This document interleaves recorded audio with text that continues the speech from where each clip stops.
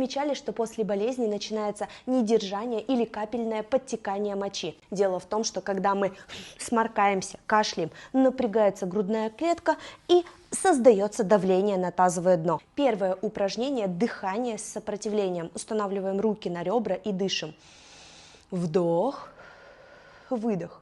И второе – раскрытие грудного отдела. Тазовые кости вперед и раскрываем руку.